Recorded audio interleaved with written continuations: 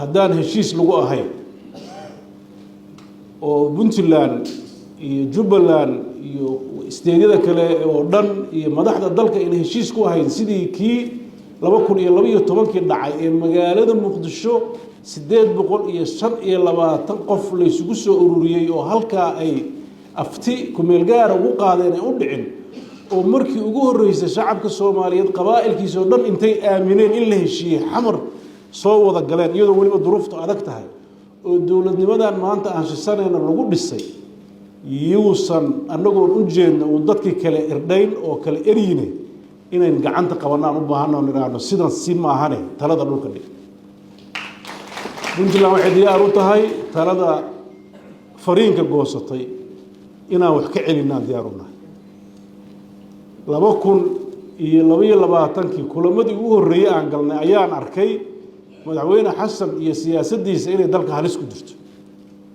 markaas xukuumad cusub bay ahayd dad badan oo siyaasiyiin oo damac kala haba jiray waxaan iska goosanay inaan iraahno waqti aan siino maxaa yeelay haddaan kaliyan hadalno uma muuqanayn in markaas ay macquul tahay laakiin maanta waxaan ku faraxsanahay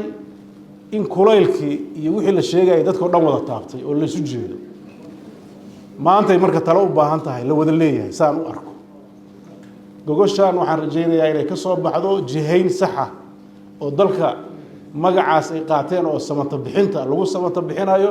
waxa la samata bixinayana ay tahay mustaqbalka dalka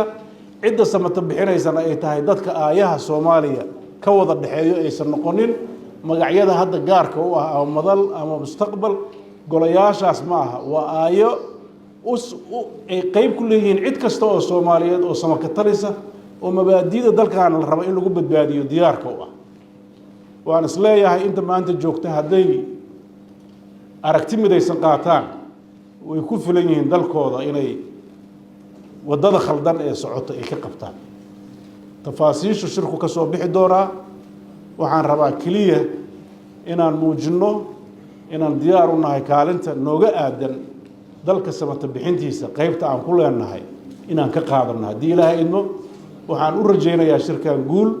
waxaan u rajaynayaa inay ka soo baxaan wax dadka Soomaaliyeed mustaqbalkiisa ay ku naaloodaan waxaan u rajaynayaa inay ka soo baxaan wax Soomaalida kale hadda naga aragti duwan soo duma oo soo jeediya in ay aqligooda uu noqdo kay ay ismoodsiiyeen inuusan sida ahayn dabcan khilaaf uu jirayaa mar walba waxaan rajaynayaa ilaahay idankiis in Soomaalidu isu timaado mar dhow oo la yiraahdo aan tashanno oo tala midaysan oo loo dhan yahay meesha ka soo baxdo la isugu calool fidow yahay oo la mid ah kuwii hore u dhacay 2011 oo dawladnimada noogu dhisbeen haddana waxaan rajaynayaa inay sahlan tahay oo arintaas ay bilan tahay waxa kaliya oo ku soo beegmay shirar aan ahayn shirar runtii dhab ah oo intii la yiraahdo waa la shirayaa laakiin haddana shaqo kale iska socoto Soomaalidu taas ma qabatay ila tahay waxaan dhowreynaa mar in lagu celiyo in dawladda federaalka iyadoo loo dhan yahay lala hadlo waxa kaliya oo ku daraya haddii waqtiga bisha shanaad uu dhamaado dawladda hadda jirtana xal laga waayo Soomaalidu inay tashato oo hab kaleeto ay ku sii noolaan karto ay ku tashato oo aanan sidaas ay siday moodayaan way iska jiitamaysaa dama ma jirto horaa loo soo arkay mar dama ma jiitamayso ilaahay idankiisa talooyin kala dhalanaya talooyinkaasna waxaan rajaynayaa talooyin loo dhan yahay inay noqdaan oo Soomaalidu dan u jirto maxaa yeelay madaxda hadda joogta sharciyada dadku siiyay bay ku joogaayeen awood ay dalka ku haystaan kuma joogaan haddii intii sharciga siisay ay sharci kala samayso ciiday siisay baa shaqayn doonta haddii ilaahay marka taana ha sii ogaadaan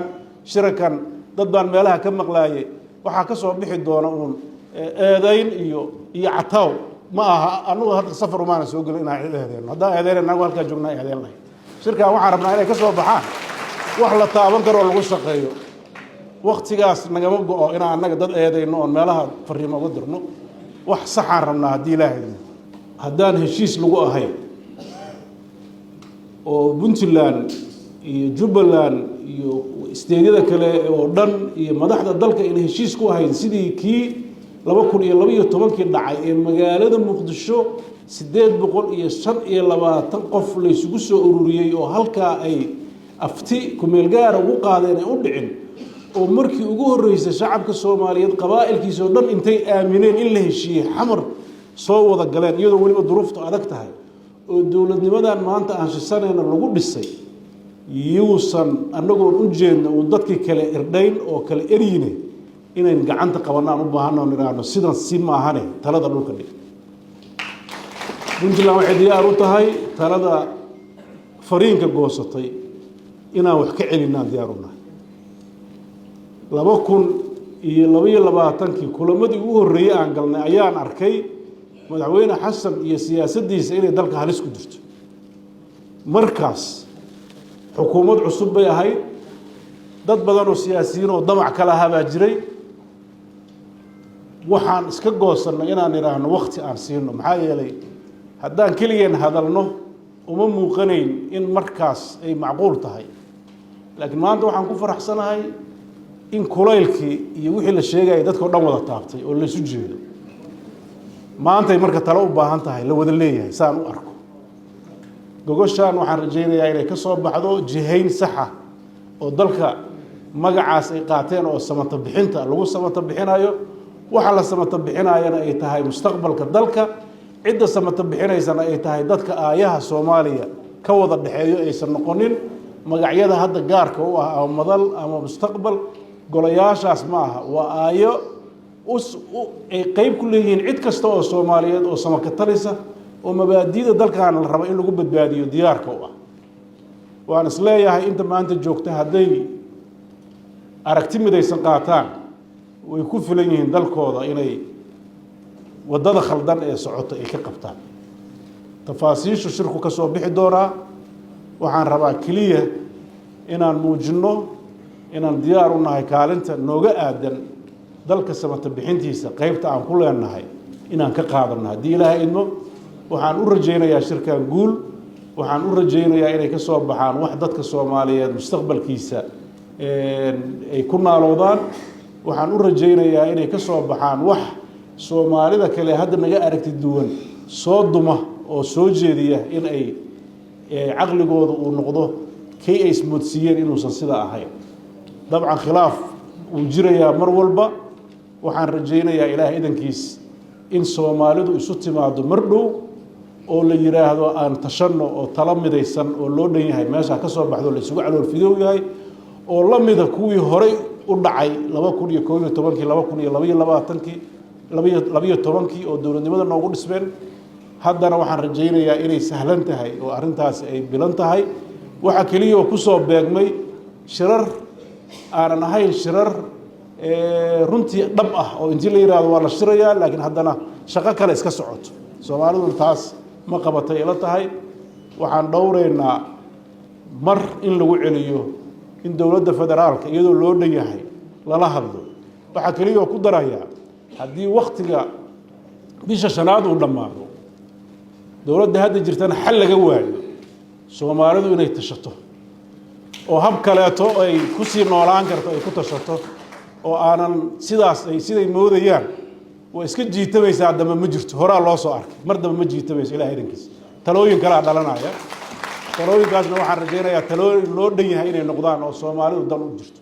maxaa yeelay madaxda hadda joogta sharciyad dadku siiyay un bay ku joogaayeen awood ay dalka ku haystaan kuma joogaan haddii intii sharciga siisay ay sharci kala samayso ciiday siisay un baa shaqayn doonta haddii Ilaahay marka taana ha sii ogaadaan shirkan dad baan meelaha ka maqlaayay waxa ka soo bixi doona uun eedayn iyo cataw ma aha anagu hadda safar uma soo galay inaan eedeeno hadda eedeena halka joognaa eedeena shirkan waxaan rabnaa inay ka soo baxaan wax la taaban karo lagu shaqeeyo waqtigaas nagama go'o inaan anaga dad eedeyno oo meelaha fariimo uga dirno wax sax aan rabnaa haddii Ilaahay